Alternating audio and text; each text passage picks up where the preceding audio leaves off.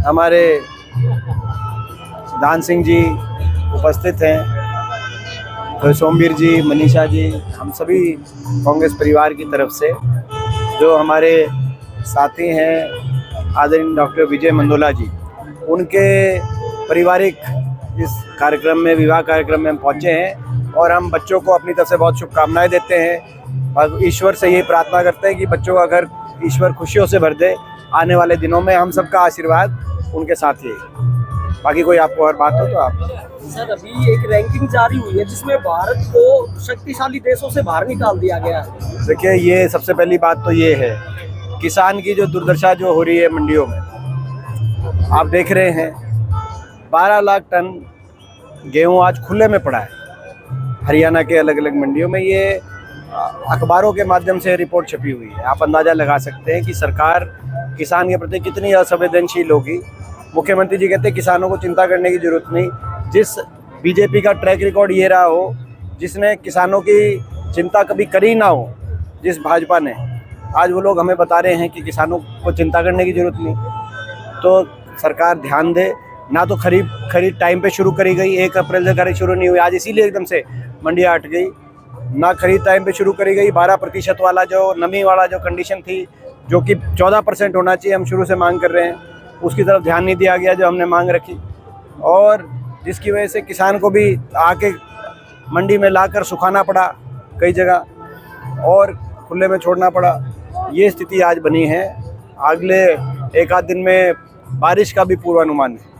ऐसे में सरकार कदम उठाए, सही कदम उठाए, किसी किसान का कोई नुकसान ना हो प्रदेश में, हम सरकार से मांग करते हैं। सर, भारत को शक्तिशाली देशों की सूची से बाहर निकाल दिया गया, तो आप क्या कहना चाहोगे? देखिए, इसके साथ साथ ये जो भाजपा की सरकार है, हरियाणा की सरकार, अब इसको 6 महीने से ज़्यादा हो गए। 6 महीने से ज़्यादा इस सरकार के बने हुए हो गए, लेकिन जिन बातों पर ये सरकार बनी थी वो सारी बातें झूठी निकली और सारे वायदे फर्जी निकले। आपने देखा, नायब सिंह जी ने कहा था कि सरकार बनते ही 3100 में धान खरीदेंगे। कोई 3100 में धान नहीं खरीदा गया, MSP भी नहीं मिली। अब गेहूं में आप देख सकते हैं, ये कहा था HKRM के कर्मचारियों को पक्का करेंगे। पक्का करने की तो दूर की बात है, HKRM के कर्मचारियों को निकाला जा रहा है। आज ये स्थिति बनी है। लगभग हरियाणा के हर 75% हरियाणा की आबादी में BPL के कार्ड बनवा दिए गए थे इलेक्शन जीतने के लिए। 75% पीले कार्ड बन गए थे, BPL कार्ड बन गए थे। अब कह रहे हैं कि BPL कार्ड खुद कटाओ, नहीं तो FIR दर्ज कराएंगे।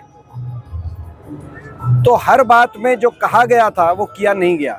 कहा गया था कि हम कोई नया टैक्स नहीं लगाएंगे, बीजेपी ने कहा था। सरकार बनते ही टोल टैक्स महंगे, बिजली महंगी, डीजल पेट्रोल महंगा, रसोई गैस महंगी। तो ये हर वायदा इनका झूठा निकला।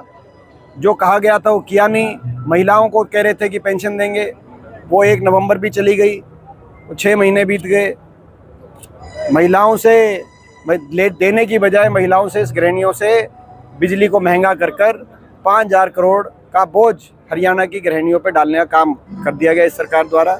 तो ये ऐसी सरकार है, ये जो है अपने वायदों को पूरा करे। हरियाणा के विपक्ष को नकारने का काम कर रहे थे, लेकिन इनको हमने पहले भी कहा था कि हरियाणा मजबूत विपक्ष है। हम हर वर्ग के हितों की लड़ाई लड़ेंगे और इनके किए गए वायदों को इन्हीं से पूरा कराने के लिए लड़ाई लड़ेंगे। अपने वायदों को पूरा करें।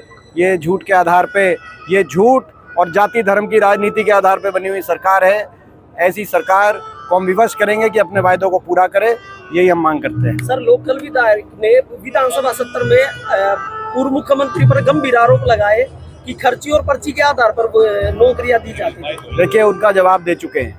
हुड्डा साहब ने बोल दिया था, बात हो, जवाब दे चुके हैं।